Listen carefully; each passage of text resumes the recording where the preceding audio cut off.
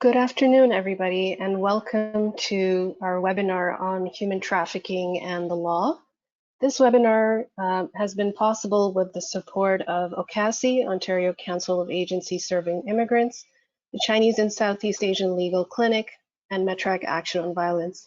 And it has been funded by the Ontario Ministry of Children, Community and Social Services.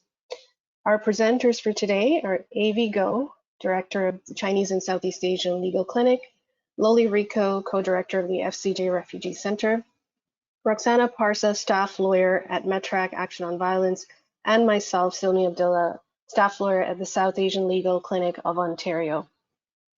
Thank you all for taking the time to be here today.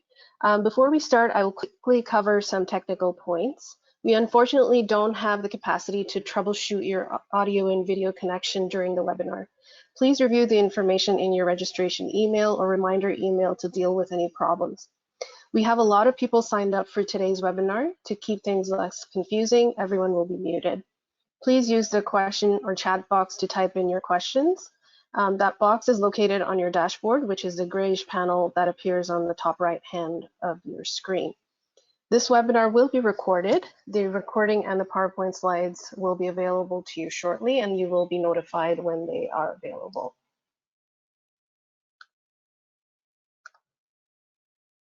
This presentation contains general legal information only. Please note that the law and programs and policies can change. This presentation is not a substitute for legal advice. If you do have a question or problem, please contact us, your local legal clinic, or a lawyer.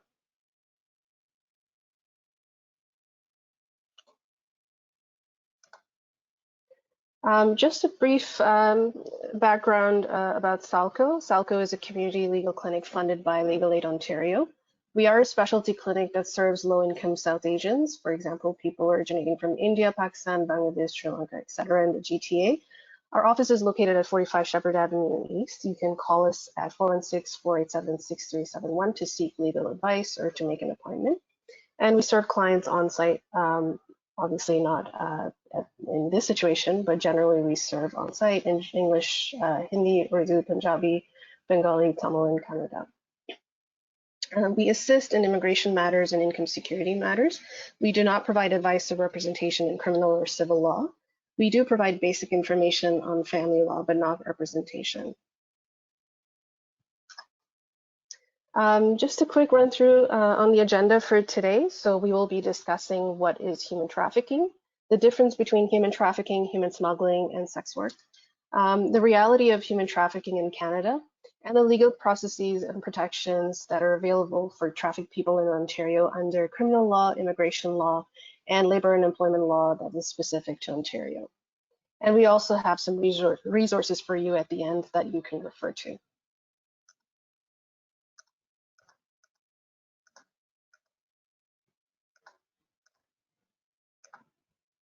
So let's begin with what actually is human trafficking. So human trafficking is a crime where a person is controlled and exploited for the benefit of someone else. And activities can include recruiting people, moving them from one place to another, or keeping them in a secret place for the purpose of exploiting them.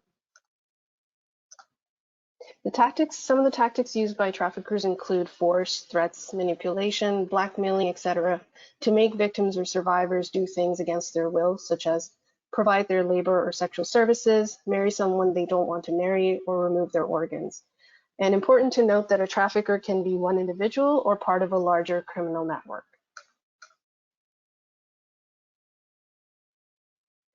Under international law, we do have a global definition of human trafficking, which is covered by the Protocol to Prevent, Suppress, and Punish Trafficking in Persons, especially women and children.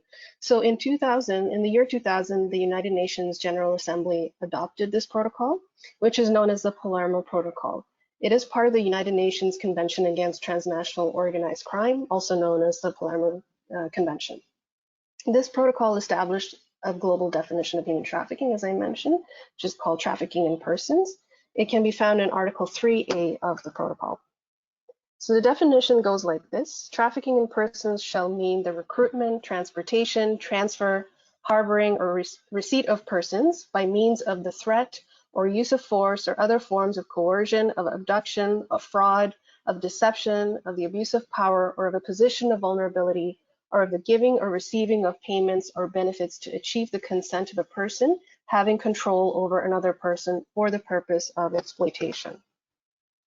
Exploitation shall include, at a minimum, the exploitation of the prostitution of others or other forms of sexual exploitation, forced labor or services, slavery or practices similar to slavery, servitude, or the removal of organs. Now, if you look at the definition, you'll see that there are three parts to it. So you can divide it into actions, means, and purpose. So there are certain actions that are carried out by specific means for a specific purpose. So if you really break it down, you'll see that the actions include recruitment, transportation, transfer, harboring, receipt. And the means by which these actions are carried out include threat, use of force, abduction, fraud, deception, abuse of power or position of vulnerability, giving or receiving of payments or benefits to achieve the consent of a person having control over another person. And the purpose of all of this is exploitation. And exploitation, as I mentioned, can include forced prostitution, sexual exploitation, other forms of it, forced labor or services, slavery practices similar to slavery, servitude, and removal of organs. I'll go through some of the most common forms of human trafficking, which include sex trafficking, labor trafficking, forced removal of organs, and forced marriage. Sex trafficking involves sexually exploiting someone, typically in the sex trade, so commercial sex work, pornography, exotic dancing, etc. This type of trafficking mostly targets young women and girls, but can also affect men and trans people. This type of violence against Indigenous women and girls is rooted in the history of colonialism and racism. So in sex trafficking, the trafficked person can be held hostage and pushed into the sex trade through force, deception, etc. Often what will happen is a trafficker will lure someone online or in person with things such as gifts, a better life, or promises of love. This can eventually lead to getting the trafficked person addicted to drugs, lead to isolation from friends and family, and the trafficked person can be moved between hotel rooms and repeatedly sold for sex by the trafficker. So that's one of the scenarios. In Canada, most of the cases of sex trafficking are domestic. There have also been situations of international sex trafficking where women are recruited for other jobs, such as waitressing or housekeeping. But once they arrive, they're forced into the sex trade and forced to provide sexual services. Another form of trafficking is labor trafficking. In labor trafficking, individuals are forced or deceived into providing their labor. And in this case, traffickers will use, again, force, threats, lies, or debt bondage to make people work against their will. Excuse me. Traffickers can be recruiters or employers. And usually labor trafficking involves migrant workers where they're promised high-paying jobs and other benefits in the destination country. But when they arrive, they're forced to work by their employer under inhumane conditions with little to no pay. Often what will happen is that the recruiters will charge high fees to migrants who want jobs in a destination country, and migrants will often borrow money to pay the fees. A lot of them will arrive burdened with this debt, and these recruitment fees will tie them to the employer and the recruiter, given that they have to work extra hours and for a long period of time to repay the debt. Often traffickers will also threaten the trafficked person with detention and deportation to force them to carry out the work. Another type of human trafficking is the forced removal of organs. This involves exploiting people into selling their organs. And in this case, traffickers are part of an illegal organ transplant scheme, which also involves surgeons and hospital directors. So traffickers will often target people who are very vulnerable, such as people who are extremely poor. So due to a scarcity of organs, patients who will need organ transplant may become desperate and look for ways to get organs illegally. And in order to get those organs, the traffickers will, as I mentioned, target people who are poor. And in the case of trafficking, in this kind of trafficking, the person targeted for trafficking, again, may be recruited through deception. They're not fully informed about the nature of the procedure, the recovery process, and the impact that this organ removal will have on their health. So recruiters can often lure them by gaining their trust and promising them a better life. And often their consent is also obtained through force or abuse of a position of vulnerability. Those who will receive the organs pay a much larger amount than what the donors get. And this is how the traffickers will profit from this business. And part of the benefits will go to the recruiters or brokers and the surgeons and hospital directors who may be involved in this criminal network. In Canada, there are actually no known cases of organ removal. The last type of human trafficking that I will discuss today is forced marriage. Forced marriage is when a marriage takes place without the free consent of the individuals getting married. This is not to be confused with arranged marriage, where family members will often facilitate the introduction of a couple, and then the ultimate decision lies with the couple. This is different from forced marriage, where that consent is absent. In some cases, forced marriage can fit into the definition of human trafficking because it can involve the movement of people, particularly women and girls, across domestic and international borders through marriage. It can include the trafficking elements of fraud, deception, forced labor, and forced sexual acts. A person can be forced into marriage and then trafficked for not only sexual and labor exploitation, but also for monetary gain and other benefits such as legal status in the country.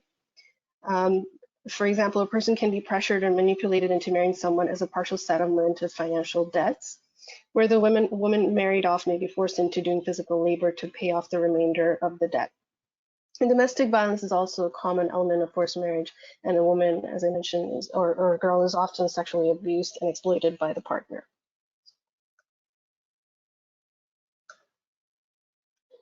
Human trafficking can be both domestic and international. So domestic trafficking is when the entire crime occurs inside a country's border. And international trafficking happens when the trafficked person is transported from one country to another. This type of trafficking requires the crossing of at least one international border. The country that the trafficked person comes from is called the source country or country of origin. The country that the trafficked person ends up in is called the destination country. And all the countries that the trafficked person travels through to reach the destination country are called transit countries. Now we'll discuss the difference between human trafficking, human smuggling, and sex work. It's very important to note that human trafficking is not the same as human smuggling. Human smuggling is the movement of people through international borders where the smuggler gets money for getting the person into the destination country. Unlike human trafficking, human smuggling happens with the consent and will of the person who's being transported to a new country. Once the person who's smuggled reaches the destination, the relationship with the smuggler ends. However, human smuggling could lead to situations of trafficking. Even though people who are smuggled into Canada may have consented to being transported into the country, their immigration precarity could lead to situations of human trafficking because oftentimes these people are coming in to the country through with fake documents. Smuggled people often work under the table in very low quality employment, which makes them extremely vulnerable to exploitation and to trafficking. In many cases, they also have to pay off large debts to their smugglers, and this also puts them in exploitative conditions. Also very important to note that human trafficking is not the same as sex work. Even though sex trafficking happens within the sex trade industry, not all sex workers are trafficked. Sex work is the buying and selling of sexual services with the consent of the people involved. Although people who willingly enter sex work can be exploited, sex work in and of itself is not sexual exploitation. We have seen in Canada where police and other law enforcement authorities have conducted raids and investigations in the name of human trafficking. Ultimately, what has ended up happening is migrant workers who have been engaging in sex work have been deported, and there was really no evidence that there was trafficking happening. So it ends up targeting vulnerable communities and of putting them in more vulnerable positions. So very important to make that distinction. Just to give you an idea of the extent of human trafficking in Canada, so Canada is a source, transit, and destination country for human trafficking. According to a 2016 Statistics Canada report, the rate of police-reported human trafficking violations nearly doubled between 2013 and 2014. Between 2009 and 2014, there were 396 trafficked people in police-reported human trafficking, and the vast majority of them were female. According to the RCMP, 93% of Canada's trafficked people come from Canada. Some official numbers in Canada point that 90% of cases before courts are domestic cases for sexual exploitation involving Canadian-born girls. The Alliance Against Modern Slavery, in their report on incidents of human trafficking in Ontario, found that between 2011 to 2013, from the total of 551 cases, 25% were cases of labor exploitation. The report concluded that while the proportion of human trafficking cases for the purpose of sexual exploitation is higher in this report, this is not necessarily the case on the ground. Some numbers from Ontario between 2009 and 2016, 2/3, 66% of human trafficking offenses reported by police were reported in Ontario. About 34% human trafficking incidents reported in Ontario between 2009 and 2016 were international trafficking incidents.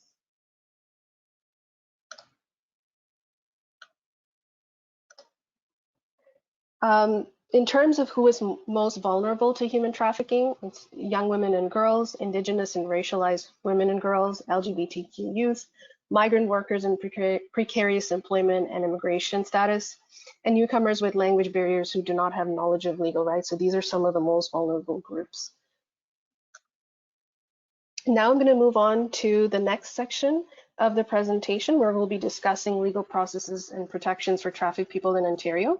We will first be discussing criminal law, and I will now hand it over to Roxana to talk about the criminal law section. Thank you.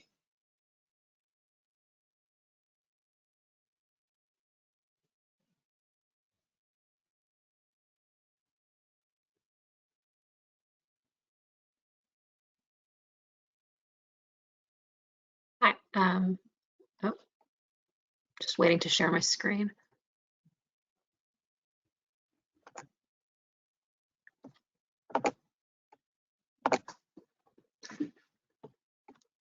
Okay, so as Salmi said, I'll be talking about the criminal law portion of human trafficking in Canada. So human trafficking in Canada, it is a crime under Canada's criminal law. This means that it's defined in the Criminal Code of Canada, which is the federal law that defines criminal offenses in Canada. And again, this means that it applies across Canada. In every province, the criminal laws are the same. So which sections of the criminal code talk about human trafficking? Section 279.01 is the main offense of human trafficking, and this is called trafficking in persons. 279.011 is trafficking of a person specifically under the age of 18 years old. And then there's two more. There's 279.02, which is material benefit, which makes it a crime to knowingly get money or other benefits from trafficking someone, including trafficking someone under 18. And finally, there's 279.03, which makes it a crime to take, keep, or destroy travel or personal identification documents of someone who is being trafficked, again, including a person under the age of 18 as well. So in addition to these specific offenses, there are numerous other offenses that can apply in human trafficking situations. These are all listed here, and they can include prostitution-related offenses, uttering threats, assault with a weapon or causing bodily harm, aggravated assault, sexual assault with a weapon, aggravated sexual assault, kidnapping, forcible confinement, extortion, or intimidation. So it really depends on the situation, but there are many other offenses that can apply in a human trafficking situation. So I'm just going to go a bit more into detail about the human trafficking specific offenses. So just kind of reading out what the legislation says. So 279.1 says that every person who recruits, transports, transfers, receives, holds, conceals, or harbors a person, or who exercises control, direction, or influence over the movements of a person for the purpose of exploiting them or facilitating their exploitation is guilty of an indictable offense of human trafficking.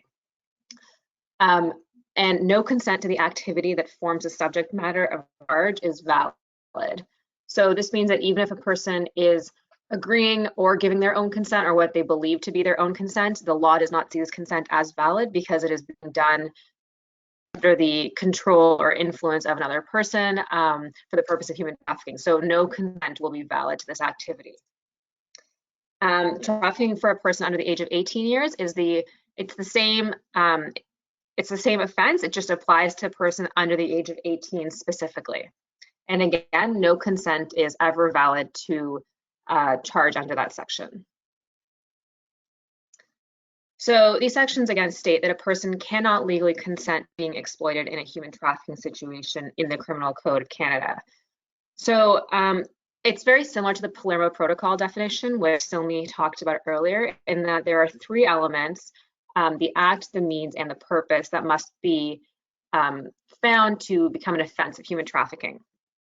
So this means which acts were committed, done, what were the means through which it was committed, so how was it done, and was the purpose to exploit or to facilitate an exploitation.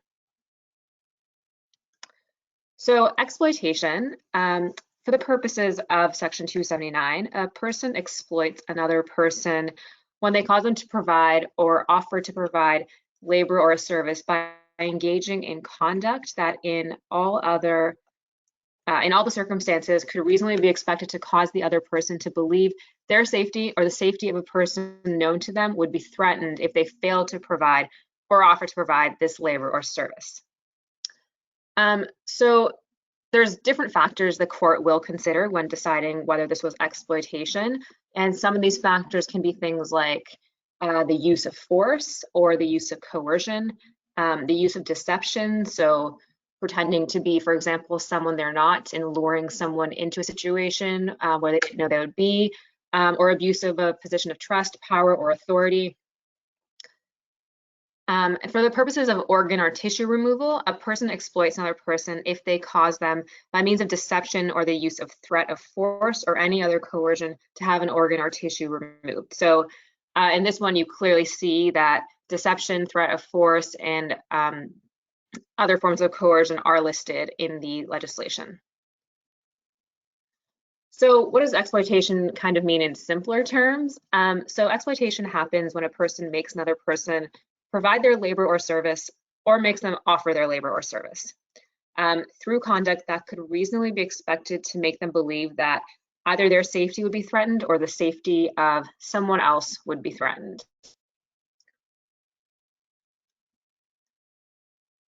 So again, these are just the things I went through that a court would consider when determining whether a person is exploited. And this includes use of force, the use of deception, or the abuse of power.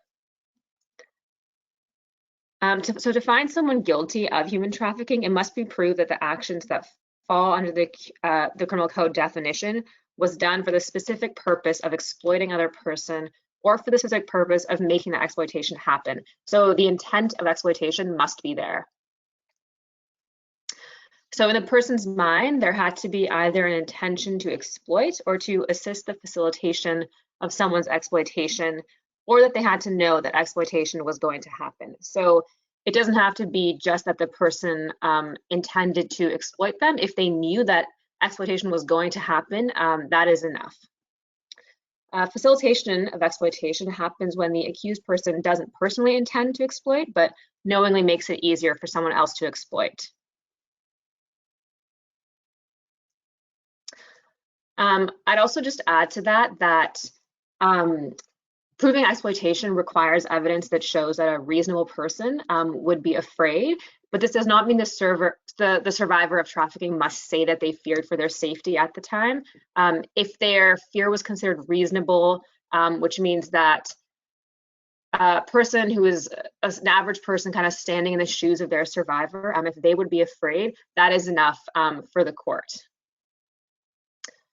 So I'm just going to talk a bit about the criminal justice system and what happens when human trafficking charge is brought to the attention of the criminal justice system. So a trafficked person can come into contact with the justice system if they report to the police themselves or if they are identified through a police investigation. So anyone can report a trafficking situation. This includes a member of the public or service providers or the trafficked person themselves. It is important to remember that there are many barriers that survivors can face in reporting to the police. If you are aware of a trafficking situation or you're helping someone who you think may be trafficked, it is very important to make sure that you have their permission as well to contact the police, because many people might not want to come forward because they're afraid or don't trust the police. They're scared of getting arrested themselves. They're worried that they will be hurt, or they're afraid of deportation. There's many reasons people might not want to come forward, so it's really important that you have their permission. If there is immediate danger, you can call 911 or your local police, and there's also Canada's Human Trafficking Hotline for more information and support. So the role of the police is to investigate the crime and to get the necessary facts to see if charges should be laid. So as part of their investigation, the police are responsible for interviewing the victim, assessing their safety, and connecting them to important resources and services. During the investigation, police officers are encouraged to consult with Crown Counsel, who are the government lawyers who will represent the state and present the criminal case in court. But it's important to know that Crown Counsel are not responsible for the investigation. That's the police officer's job.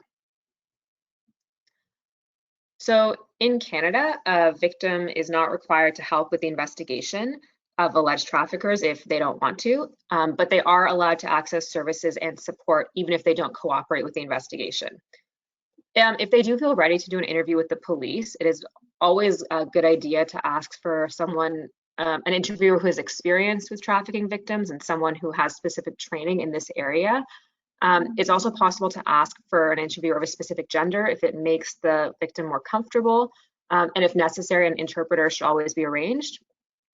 As I said, many people don't want to come forward to the police, and so it's important to build as much trust as possible with them to ensure they're comfortable in speaking if they want to share their story. It might also be possible to ask for a support person to come in with the interview just to make the victim a bit more comfortable in the space. So police will lay charges when there are reasonable grounds to believe a criminal offense has been committed. These charges can be for specific human trafficking offenses, like the 4 offenses that I talked about earlier, or they can be for any other related offenses like assault, kidnapping, sexual assault, confinement, all those others that were listed in one of the earlier slides. So trafficked people can be charged as well. So there are situations where a trafficked person themselves might be charged for non-related crimes. And it's also important to know that sometimes sex workers who are not at all involved with human trafficking can also be charged. Because even though the role of law enforcement is to combat human trafficking, there are many times where police, CBSA, and RCMP have conducted raids in the name of anti-trafficking investigations, but these raids have really been against sex workers, and this has led to increased surveillance, harassment, arrest, and deportation of migrant sex workers. So if someone you know or you're working with is facing criminal charges, it's really important to seek legal advice immediately, especially if their immigration status is at risk or if they're non-status. So you can contact Legal Aid Ontario or a legal clinic to help them get advice on their criminal and immigration case. So once an alleged trafficker is charged, or the accused person, then prosecution of the case begins. The accused will be arrested and kept in custody usually, and a Crown Counsel prosecutes or presents the case in court to try and prove that the person has committed the crime. Again, in a criminal case, until the person is proven to be guilty, they are referred to as the accused person. It's really important to remember that Crown Counsel does not represent the complainant or the victim of the trafficking situation. So in court, the victim of human trafficking will not have a lawyer representing them. Crown Counsel represents the government, and then the accused will have a defense lawyer representing them. So after the accused is arrested and taken in custody, they may or not be released on bail. Bail is a court order that lets the accused stay in the community while the court case is going on, and the decision to release the person into the community is made in a bail hearing. So a bail hearing isn't a trial, it's just for determining whether they can be out on release while the legal process is going on. It does not determine whether the accused person was guilty or innocent. Sometimes someone will be released on bail with specific conditions, for example, where they can go, how much they can leave their house. But if they are deemed to be a risk to the public, they might be made to stay in custody.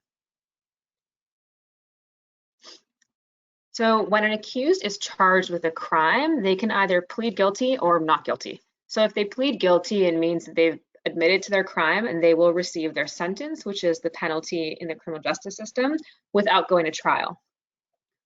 If they don't plead guilty, there will be a trial where the Crown will try and prove beyond a reasonable doubt that the crime was committed. If all of these elements of the human trafficking offense or other offenses are proven in court, then the accused will be found guilty and they will receive their penalty. So again, during the trial, the accused person will have their own lawyer, but the victim of trafficking does not. This can be really hard for the person going through as the victim because they feel like sometimes their voice and their needs aren't really being heard. So it is important to be in contact with any support services that have been provided to them through this process. So at the sentencing hearing, the judge will decide what penalty to give the guilty person. An important part of the sentencing hearing is to let the court know how much harm was done to the victim through the crime. This is done through a victim impact statement. As a service provider, you can help prepare a statement. Again, it's important to help find out whether they want to provide one. It's very likely that a victim of human trafficking will not want to read out the statement in court, as it can be really traumatic to kind of rehash the whole story of what's happened to them. In that case, if they still want to provide one, someone else can read it on their behalf and it can be filed in court. As I mentioned before, it's really important to make sure that there are supports being given to the victim throughout this process, because it can be really re-traumatizing to have to be questioned by the police and share the story again. So it's just good to make sure if services like counseling are available, to get them in touch with the victim. Okay, so these are just some of the protections for victims and survivors that are available during the court process that you can reach out to. So the Victim Witness Assistance Program is a voluntary free Ontario government program which helps victims and survivors and witnesses of any crime navigate the justice system after charges are laid. So this program can help people understand steps in the criminal process. It can communicate for them with Crown attorneys and police regarding their needs and input. It can help people understand the details about bail and probation orders. It can also help you prepare for court and prepare victim impact statements. Victim Witness Program can also do things like arrange interpreters or other accommodations if necessary, and can help find counseling, safety planning, and other support resources. So this program is voluntary, which means that someone can choose to participate if they want to, and they may be referred at any stage of the criminal process after charges have been laid. However, it is important to note that what the survivor of a crime says to the Victim Witness Assistance Program is not confidential because it is a government office and they do communicate with Crown attorneys. So one of the biggest hurdles preventing a trafficked person from contacting police or testifying in court is a fear for themselves, their family, and their friends. They may also be wary of revealing embarrassing details in court. Some people might have other additional factors like immigration status. They may be afraid of deportation, may be afraid of losing custody of children. There's many intersecting issues that can come up. So Canada's criminal code has some provisions to make it a little easier for a victim of a crime, like a trafficked person, to participate in a criminal proceeding.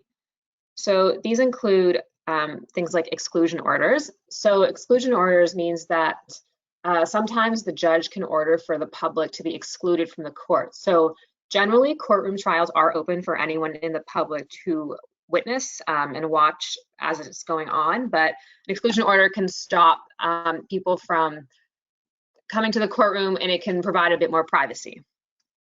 So support persons, section 486.1 can allow for a witness to apply to have a support person when they testify. So this can help make people more comfortable when they're asked to testify in court. There's also a provision that allows for the use of screens or closed circuit television while testifying. So again, a witness or a Crown prosecutor can apply to have the witness testify outside the courtroom or behind a screen or another device so that they don't have to see the accused person or be in the same space as them. And these are some additional provisions in the code. So restrictions on personal cross-examination by a self-represented accused. So if an accused person does not have a lawyer, a prosecutor or a victim can apply to the court so that the accused person cannot personally cross-examine the survivor, because that can be very traumatic and an experience that they don't want to go through. So there's also publication bans, and these are used to protect the identity of the victim. So the court can order that any information that identifies the victim or a witness not be broadcast or published or transmitted in any media. Finally, the admissibility of video recorded evidence for survivors who are under the age of 18 at the time the offense was committed.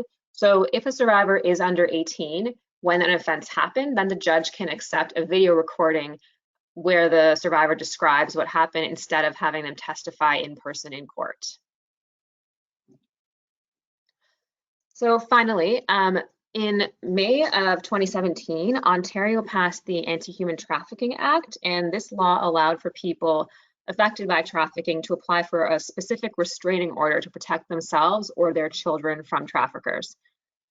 So this is a restraining order that can be used specifically in the context of human trafficking, and in order to apply, there does not have to be a criminal charge or a conviction under the criminal code. And the court can make orders such as stopping the trafficker from directly or indirectly communicating with or contacting the survivor or any other person specified in the order. They can order that the trafficker not come within a specified distance of a certain place.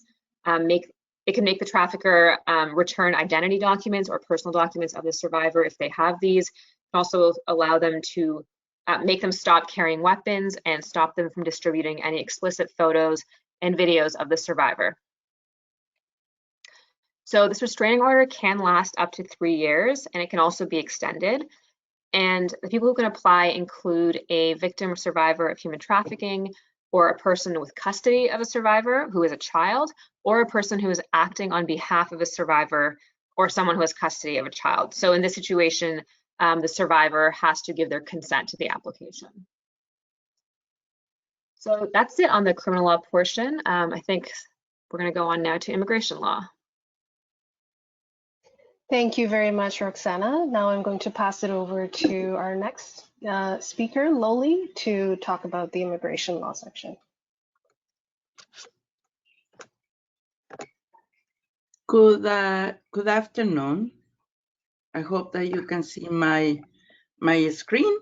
We are going to talk about, I'm going to talk a little bit about what is the impact on the immigration law in relation with the traffickers and the trafficked persons. in the immigration law, oh, let me see. Just give me a second.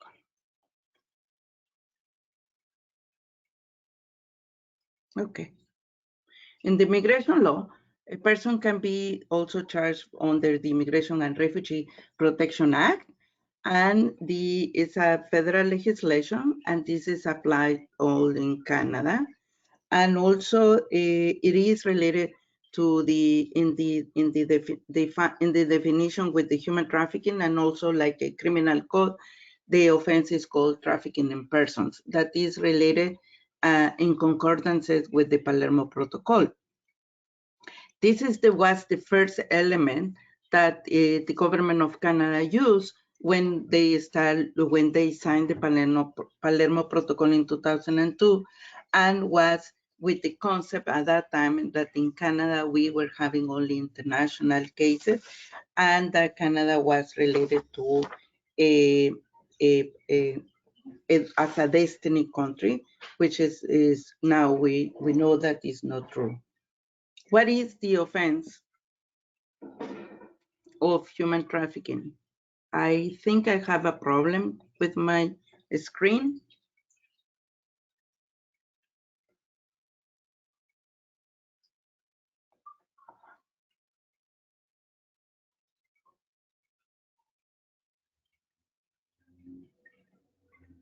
Okay, Silmi, can you help me to pass these slides? Because thank you. Because I don't have access to to show my screen. The offense is that no person shall knowingly organize a person to come to Canada with the purpose of and to be exploited, but also with the means of abduction, from deception or use of threat, or force or coercion. But one of they have in the 118 is that the definition what means organize. And for that, organize is with the respect to organize people that they can bring either in the recruitment, transportation to come to Canada, or even to receive or harboring of those people. In this element, there is a requirement of at least to cross one border in a way that is recognized as a movement of the trafficking. What it means? How can we explain that? And then is that what means is that the exploitation in the IRPA is no one of the requirement, and in the definition of IRPA, but also is that how they can find someone guilty of the human trafficking according to the Immigration and Refugee Protection Act. And that could be that someone had been bringing someone to fraud, deception, or threat, or that someone that can organize to recruit based on the recruitment, transportation, or someone who receive a person and harboring after they come to Canada. The next slide, what we are going to talk is about what are the penalties.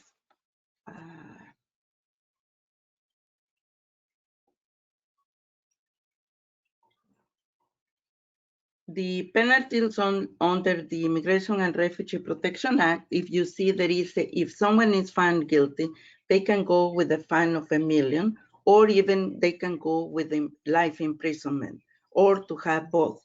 In our experience, working in the few cases that they have been going through this legislation, the maximum of penalty have been 5 years, or even they have been no fines, or the fines are very low. And they have, for example, we had a case that there was a famous case before 2012 that they call Opapa, that was bringing people from Hungary, and they were recruited, and they were brought to being exploited and to work. And the guilt, they used this the Immigration and Refugee Protection Act to make to have a charges and also to have a conviction. And because the person, the trafficker, was a permanent resident, he was, they were in the charges of 5 years and then they were deported.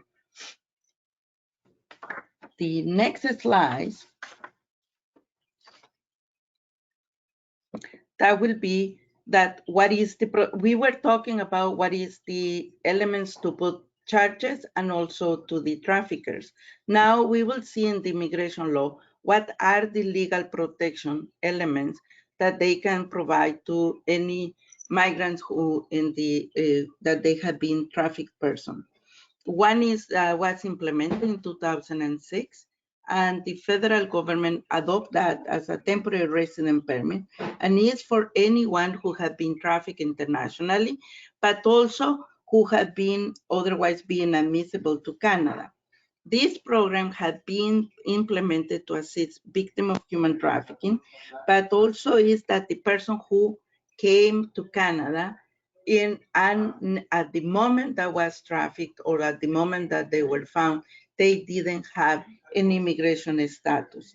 And that what give them the possibility that they can have a type of immigration status in Canada. There is a special fee to exempt this. The fee is $250, but the first time that they give the temporary resident permit, they can be waived the fee. Next slide.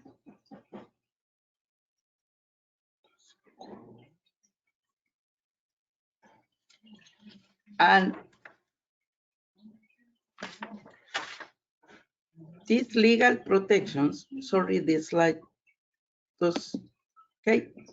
These legal protections and services for migrants for even that have been facing trafficking is that the TRP, what that means, the TRP allows trafficked persons to remain legally within Canada for 180 days. They can gain a temporary protection. They don't need, the requirements is that they don't need to testify against the trafficker. They get in interim federal health program, which cover medical treatment, but also counseling. And also immediately that they receive the TRP, they have an open work permit. As well, they can have access to some type of social services, depends on the part of the province that they receive. They reside. This is sometimes they what they do is that they, in the cases, what they do is that they give after the 180 days, they renew the temporary resident permit.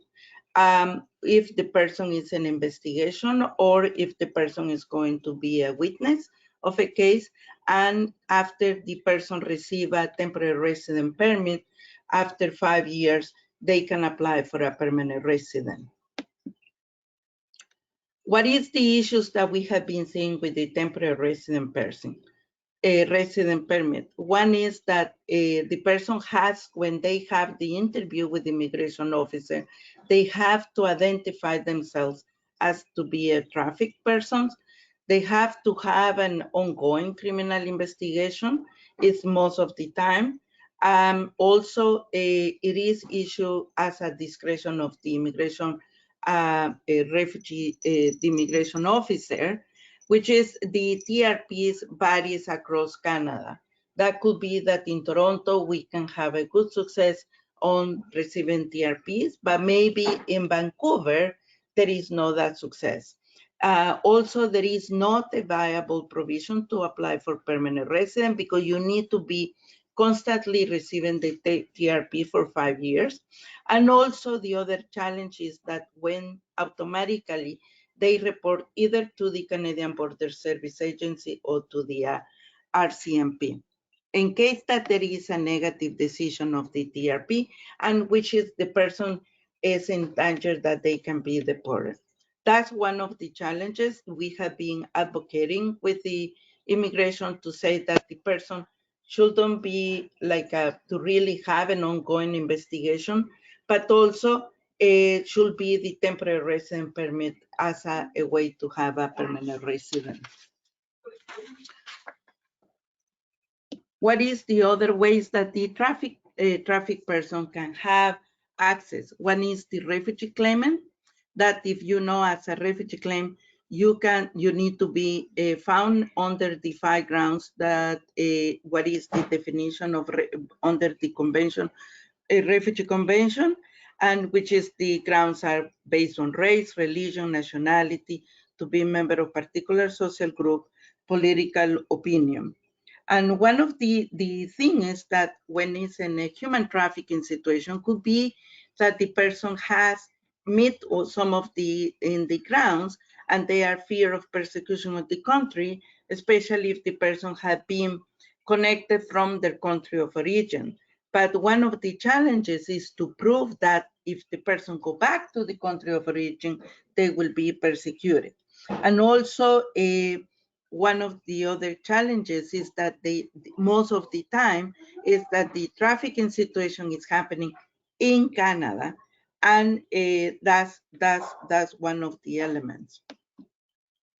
The other that we have is the humanitarian compassionate grounds, which is the rule is that you need is a special ground that you are asking to the government to grant permanent residence based on humanitarian compassion grounds, and you need to apply 2 things. One is that you are established in Canada through family ties, to work, financial, and that you can face a undue hardship if they have to return to the country, which is could be that you are here with children, and based on the interests of the children, they will be impacted if they return, or if you go back to your country, maybe you will impact also the family that you have over there. But the situation of the trafficking, we use a lot to apply on the human trafficking, on the humanitarian compassion grounds. But one of the elements that we have is that the person doesn't know how to show the establishment because they were in the trafficking situation. It is important that with the application, we need to make a connection between what happened, why they have the lack of establishment, and the human trafficking experience.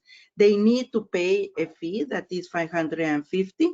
And the other challenge that we have is that the humanitarian compassion grounds doesn't stop the deportation. The other element is that the immigration officer, there is no specific guidelines to really make a consideration on the human trafficking. And sometimes the immigration officer who decide on the humanitarian compassion ground doesn't have a special training on the situation of human trafficking. And as we know, the percentage of acceptance on the humanitarian compassion ground is not that strong, though don't high. It could be between 35 or 40% acceptance, which is what it shows that in immigration law there is some gaps, and that we need to still doing some advocacy to really protect international cases on human trafficking. Thank you. Thank you very much, Loli. And finally, we will be talking about the labor and employment law section, which will be covered by Avi. Thank you very much. I hope everyone is staying safe, and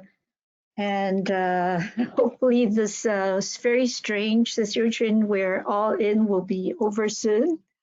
I'm going to cover the labor and employment law aspect of the trafficking issue, and so what I'm going to do is I will cover a couple of the laws. I will start with the Employment Standards Act, and maybe I should just set out right away that all the legal issues that I'm talking about, I'm focusing on the Ontario law only. So, for instance, the Employment Standards Act, it provides some of the basic protections for workers in workplaces governed by the Ontario law. And most workplaces, about 85% of the workplaces in Ontario are governed by provincial law. There are some workplaces such as banks and some of the federally regulated businesses. They are subject to the Canada Labor Code. I'm not going to talk about that. And I would say that chances are someone who is trafficked for labor purposes, quite often or most likely they'll be working in workplaces that are subject to the provincial law. So the ESA will be more relevant in any event. So as I mentioned, the Employment Standards Act really is there to provide basic protections for workers in Ontario. So for instance, it kind of says how much minimum wage should be, how many weeks of vacation, or what is the vacation pay for employees, those sort of things. So right now in Ontario, the minimum wage is still $14 an hour. And for vacation, for instance, most workers, if they work for less than 5 years with an employer, they are entitled to 4% vacation pay. And after 5 years, they will go up to 6%. The legislation also contains equal pay for equal work, which deals with basically says if two employees of different sex are doing the same kind of work, that requires the same skills and responsibilities, then these two employees basically cannot be paid differently just because of their sex. And also, most of the employees under the ESA have protections such as overtime pay, public holiday pay, and so on. If you are covered by the overtime pay provisions, you are entitled to receive 1.5 times pay after working for 44 hours in a week. The ESA also provide for like termination notice, termination pay. In some cases, some workplaces, you're also entitled to severance pay and severance notice. I would suggest, going to the Ministry of Labor website. It does have some very good information, general information about the various protections under the law.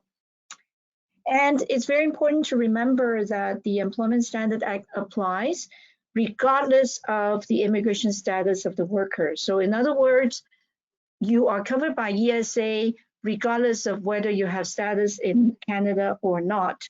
So even if you have no status, as long as you work in a workplace that is governed by Ontario law, then you are entitled to the protection under the ESA. So what happens if an employer doesn't follow the law? Then how do we enforce it? And that's often is the challenging question, because the law on its face is pretty good, but the enforcement part of it can be very tricky. But in general, if a worker is owed wages from the employer, or maybe the employer doesn't pay overtime pay or vacation pay and so on, the worker can file a claim with the Ministry of Labor. You can do it online, you can mail it in, and you have 2 years from the time the wages are owed to file a claim. And basically what you need is there's a form you need to fill out, and they will ask you about information about your employer, who is the employer, what is it that you're claiming, are you talking about termination pay or overtime pay, and what is the amount. So you need to kind of figure out how much is owed, and if you don't know how to do it, then perhaps you should refer the client to the legal clinic, which is familiar with this area of law. The Ministry of Labor also on their website, they have some calculation table that you can use as well to figure out how much someone is owed.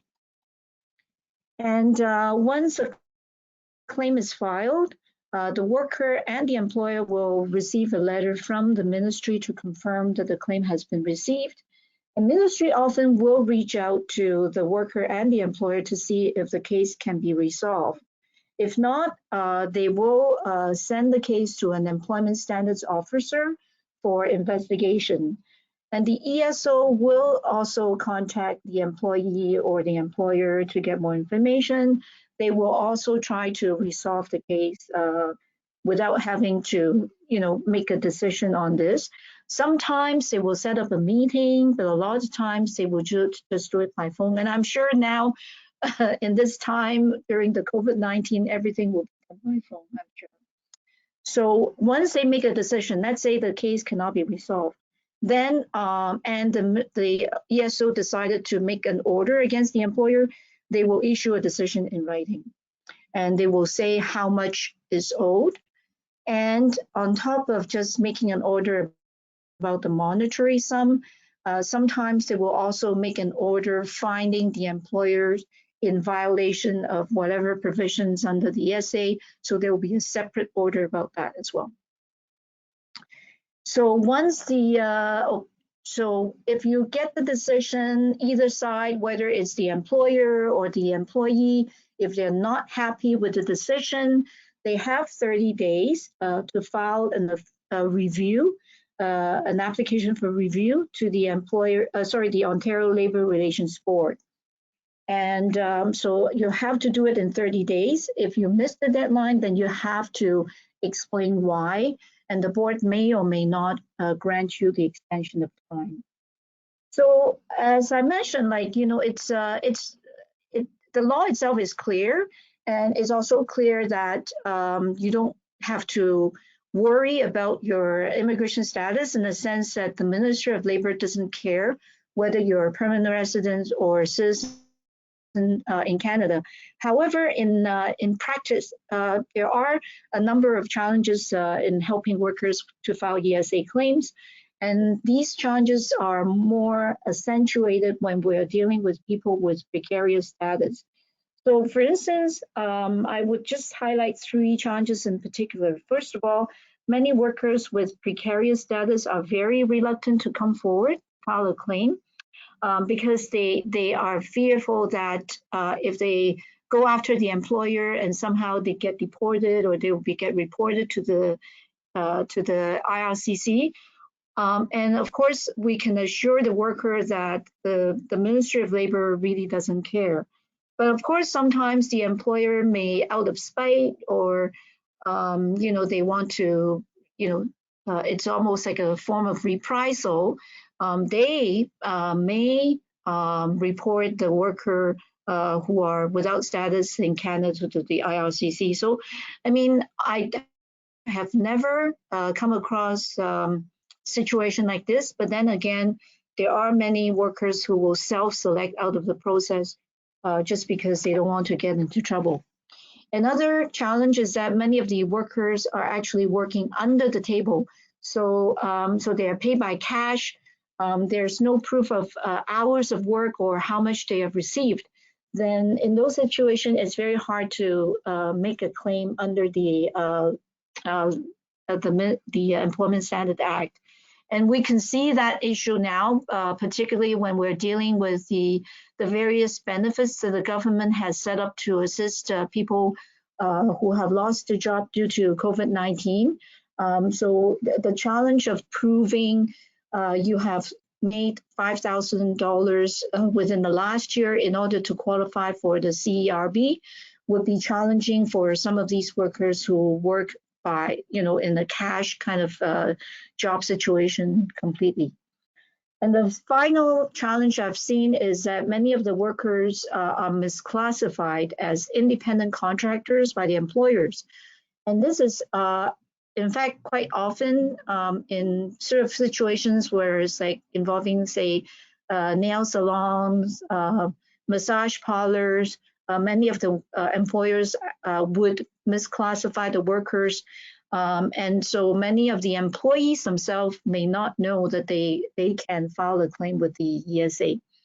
So these are, you know, these are barriers, but I don't think they are like insurmountable barriers.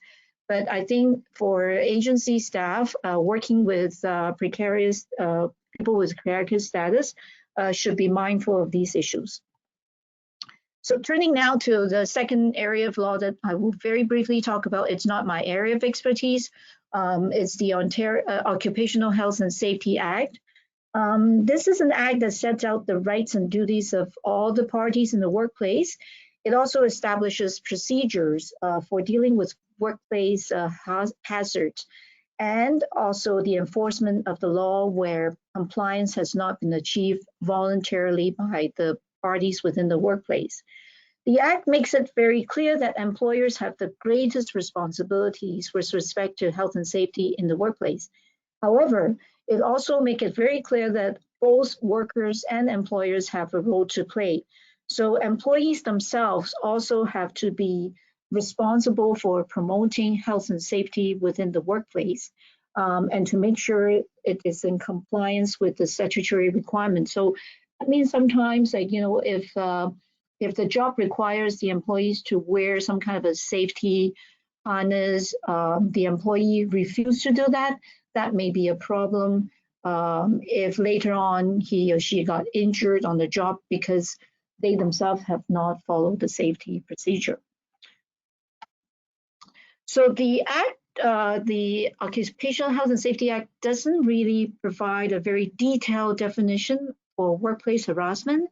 It just says that, workplace harassment is defined as engaging in a course of vexatious comment or conduct against a worker in the workplace that is known or ought reasonably be known to be unwelcome.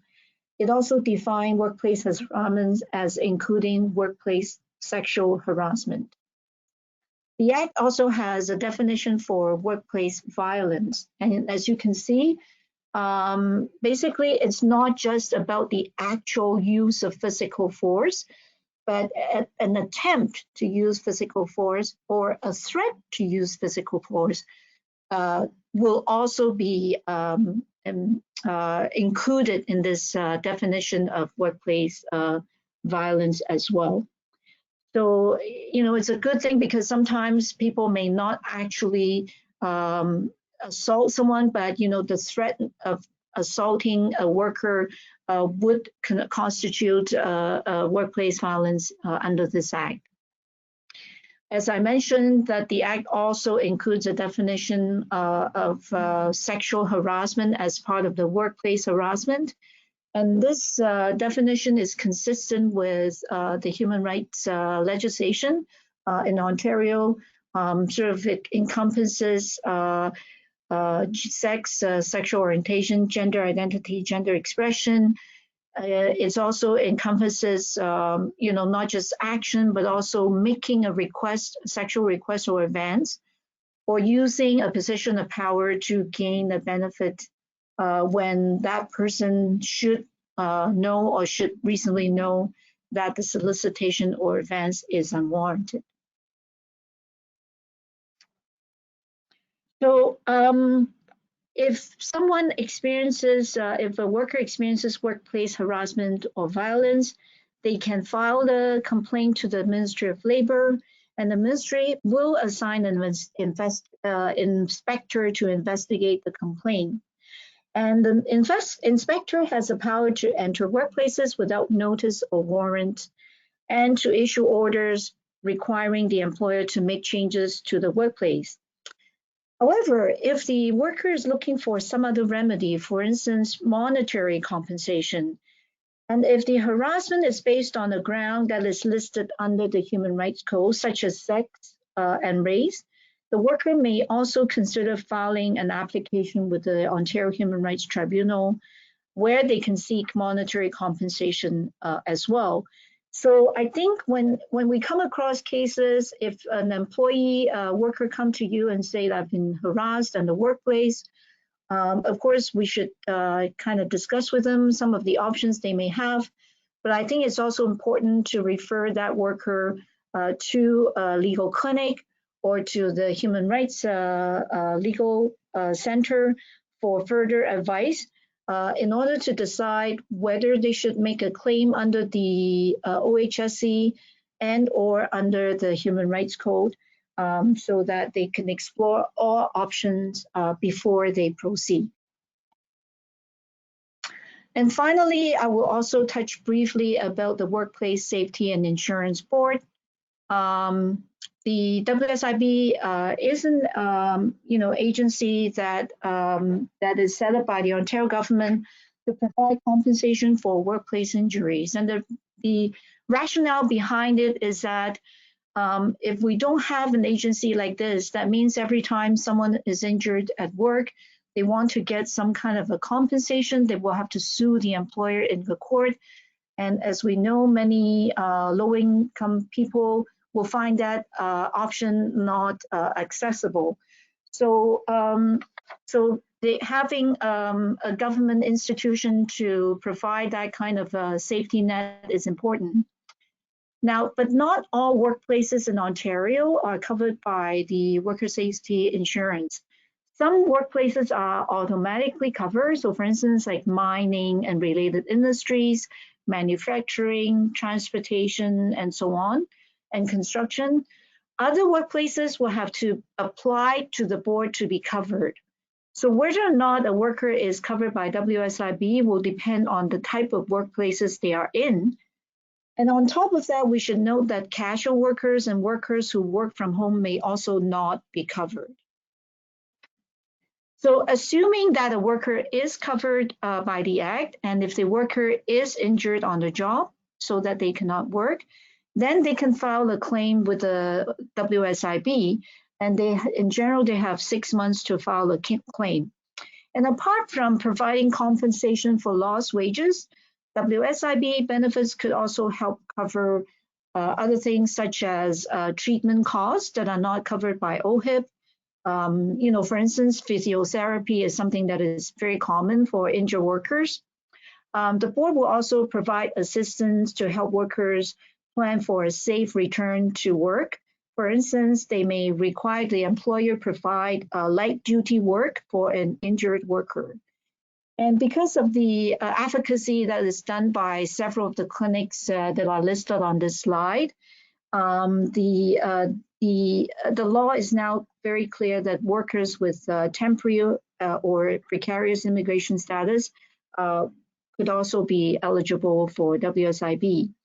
So these three clinics, the IFGO, IWC, and HSLC, specialize in WSIB cases. And the last one, Workers' Health and Safety Clinic, also specializes in workers' health and safety legislation as well. So it's important if you have a client who may have to apply for WSIB to refer them to this to the clinic for advice.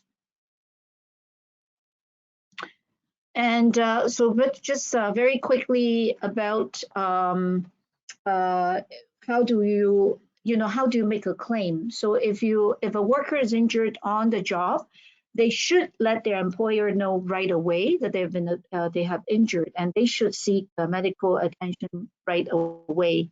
The worker themselves can initiate a claim by filing a claim form called Form 6, which is the worker's report of injury or disease.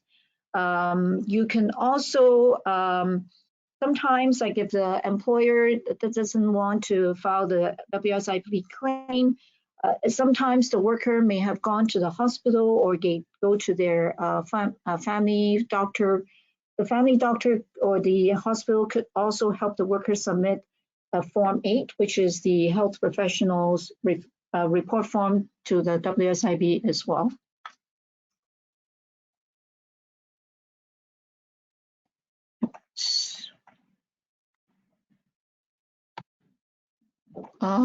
Is that the last slide? Okay. Okay, so within, after you file a claim, the WSIB will give you a claim number. You will get the name of the staff who will be responsible for your claim. And then at some point, you will receive a decision from the WSIB. And if you don't like the decision because they refuse you or because they said, you should, try going back to work or whatever it is, I think the prudent course of action is to get legal advice right away. Contact your local clinic or contact the 3 clinics that I've mentioned who specialize in this area to seek advice. And you should note that there is a deadline to file appeal. So it's important to know the type of decisions you have and how long do you have to file the appeal. And just like the cases under the Ontario Health and Safety Act, WSIB cases may also have a human rights perspective to it. So for instance, you are injured at work and became disabled, and the employer said, well, you can now go back to work. And they also refuse to provide you with any kind of accommodation. Well, then the employer in that case may also be violating the Ontario Human Rights Code, because the code requires employer to provide accommodation for people with disabilities in the workplace. So depending on the situation and the type of injury you have, your conditions, what kind of accommodation requests you have, you may also have a claim under the Human Rights Code against your employer. So once again, it's very important to seek legal advice as to whether or not you should be appealing the WSIB decision, or you should be pursuing a human rights application against your employer. So that's it for me. Thank you.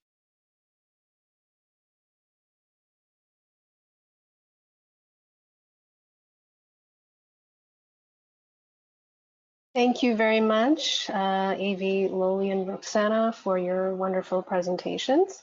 So we are at the end of the presentation, and I will be reading out the questions that our participants have posed, and I will try to answer some of them, and I invite my co-presenters to jump in at any point, and some of the questions I will direct them to my co-presenters because of the expertise that they have in terms of the nature of the questions. Okay, so the first question I see.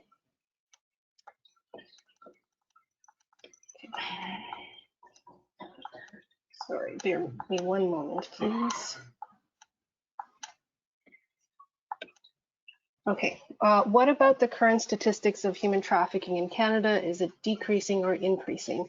So because this is such a secretive industry and it is so underreported, it's hard to get an accurate picture of what is actually happening. But according to the United Nations, it is increasing in Canada. And I believe the most recent data we have is from 2016. Avi, Loli, and Roxana, please correct me if I'm wrong, and if you have anything to add.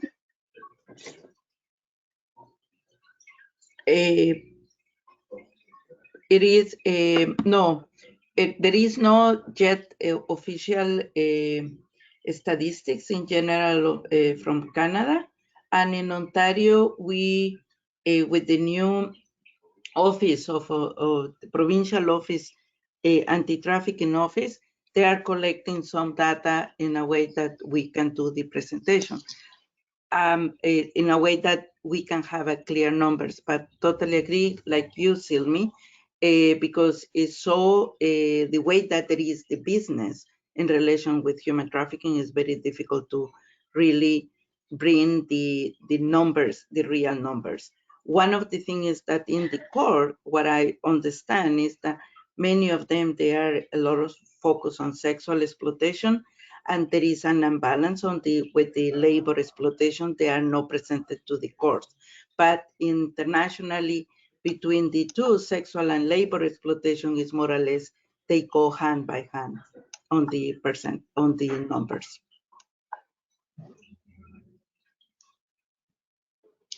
Okay, and the next question we have is, which way are people being trafficked in Canada, mainly through USA or also from by air? And what kind of visa do they get at the beginning?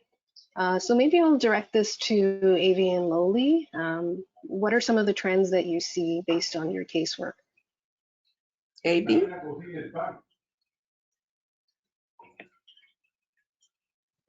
In my experience at the FCJ Refugee Center, what we are seeing, because our focus is more on the international cases, you can come with any type of visa.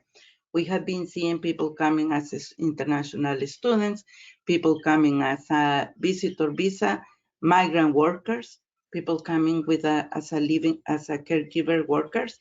And what we know is that they come with a specific visa, immigration visa. They can come through land or air, but that's how we have been, That's how we have been seeing in our experience at the FCJ. Mm-hmm. And just to add to that, in a forced marriage situation, it would also include young women and girls who are coming in as permanent residents and then being exploited once they come in. And from the information that we do have, there is a lot of domestic trafficking that happens in Canada, and a lot of the sexual exploitation that we see that women and girls, especially young girls, are going through. A lot of the recruitment happens through the internet, so online as well, right? Yeah, and I echo what Lolly has just said as well. Yeah. Okay, next question. What about victim services assistance as support for victims? How can victims find those services? So if you look at our resources slides that we've put together for you, so there are a number of ways victims can access services. So they can call the toll-free victim support line. There's also the Canadian Human Trafficking Hotline, which Loli can speak more about. And if there's any other ideas, please jump in. Yes, victim services, at least, for example, here in Toronto, they are very focused. They are working a lot on human trafficking, and also all around. You have been seeing some programs in CBC, how victim services is working very close in Durham with the police. Other is that with the hotline that it is in the national hotline, human trafficking. Right now, they have special hours because the virus, but and they are putting all together in a way that they can be more 24/7. But also there are organizations like ours that we focus on labor. We have a specific WhatsApp information that you can look for help. Mm-hmm. And victims can also reach out to their local community legal clinics for legal support as well. Okay, last question, and I will direct this question to Roxana because it is a criminal law question. Is there a requirement for the victim to testify in order to get a conviction? So no, there's no actual obligation for the victim to testify, and there's also no obligation for the victim to cooperate with the police in the investigation. Of course, it does benefit the investigation to have a testimony and to have their cooperation, but people can choose not to do this. And if they do want to testify but are uncomfortable, there are those provisions that can allow for a bit more ease, like in the courtroom, for example, testifying through a screen or from outside, or putting an exclusion order. There's different ways they can make it more comfortable if they want to testify. But I would imagine that in most cases, the victim would end up testifying because they are the ones Right. who have experienced it, and their testimony will be the most important. For sure, yeah, it definitely is. It's much more beneficial to the case, and there is, I'm assuming, like pressure for them to testify. So, I mean, there's no obligation like legally, but I think in most cases they do testify, especially when it's a case of, for example, there's only one victim tied to the trafficker. I can see, for example, if there was a bunch, like a group of victims and one person does not want to testify, that would be more okay. But yeah, generally they will end up testifying. Okay, so I think that's all of the questions that I see, unless anybody else has any other. Oh, actually, no. There are more questions. Give me one moment. Can you clarify consent for 279.01? So this is, again, a question for Roxana. This is the criminal law section. So generally consent under the law means freely agreeing to take part in the sexual activity on your own accord and decision, without any pressure or coercion or external fear. And in the situation of human trafficking, no consent that someone gives is valid. So the fact that human trafficking as part of the legislation includes a form of coercion or deception or some sort of threat. And because of that, the law sees that there is no way someone could provide consent. So consent is not legally valid there. If anyone else wants to add anything, feel free.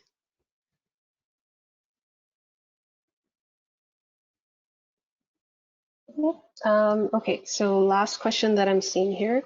20 years ago, women and children from South Asia would land somewhere in the Middle East with a job visa. This means there's no trend set so far about the kind of visa being issued to them by the Canadian authority, is it?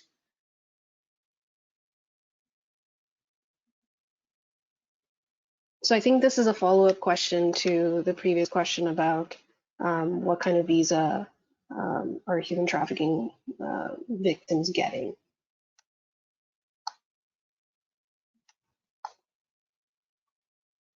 I'm not seeing the question. Can you repeat the question? I don't understand the question. Yeah, so there was a question earlier that said, which way are people mainly being trafficked into Canada? What kind of Yeah, visa do they get at the beginning, right? And so now Yeah, there's but a follow-up question, which says, women and children from South Asia would land somewhere in the Middle East with a job visa. This means there's no trend set so far about the kind of visa being issued to them by the Canadian authority.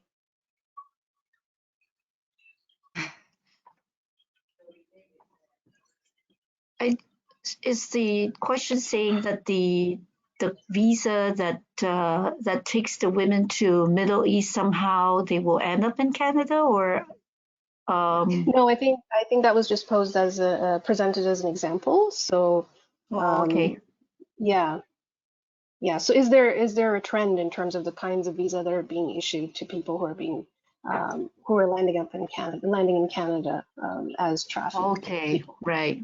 No, Okay, now I'm seeing the question. Okay. no, now I understand the question. I was the same. That's why I was quiet. No, there is no trend, but well, one of the latest cases that we have been seeing, and if you remember last year, around February last year, there was a big news about more than 60 people coming from Mexico. They were exploited as a labor exploitation, and they found them in houses in the very Simcoe area. Most of them, they were coming with a visitor visa. And that's one of that we have been seeing as a kind of a trend, but could be any type of visa. I've been seeing students coming, international students, to these ghost English classes schools, and they have been also brought it here and to start exploiting them as living caregivers or as in the sexual exploitation. And I don't think that there is one specific visa that can make a trend that's how they bring them as a human trafficking. I think that the problem is that when you come with a precarious migration and you are in Canada with precarious migration because there are not enough access to services for them, that's what there is the trend, that they are in the hands of either the employer or the trafficker or the recruiter, and that's how they are kind of in limbo. And that's what is the problem. Mm-hmm. Yeah. Okay. So I see another follow-up question, and perhaps Lily and Avi, you've already addressed this, but I'll read it out. Trafficking of people to some country all depends upon how easily the victim can land, or else people will not do the business, right? I also see lots of students coming over the past 20 years here in Canada. Which way is the fastest way? Also has to have a better way. The people doing the business also has to have a better way so that Canada can be a receiving or transit country.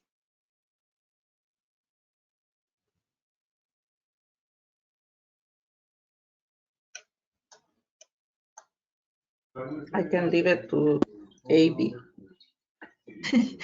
So I'm not seeing the question. So, but okay. So the sense I got is that, yeah, so it's like either like from the trafficker's point of view, right? They will always find the easiest way, right? You know, from our point of view, every way is hard, but then somehow they will find the easier way, and maybe the sense of question is that maybe at this moment, getting the student visa is one of the easiest way, and which is why Lolly is seeing international students coming here and being exploited.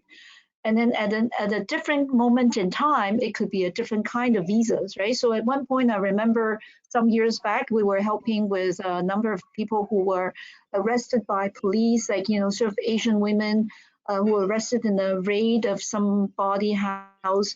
And because at that time, Canada gave out a lot of visas for exotic dancers, right? So it's like whatever the trend is, in part is created by the legislation or the regulations that happened to be in place at that time, plus our government's reluctance to make the pathway to permanent resident more accessible to more people. So it's like a combination of having some easy ways to get transient and temporary status, plus the closing of the door on the pathway to permanent residence. And those two combines created the situation where traffickers will look for the so-called easy ways in order to bring in people that they can control and exploit. So Thank you so much. We are at 2 p.m. Thank you again, Evie, Loli, and Roxana for your presentations. And thank you to all of you who have participated in this webinar today. Thank you. Yeah, it's Sophia.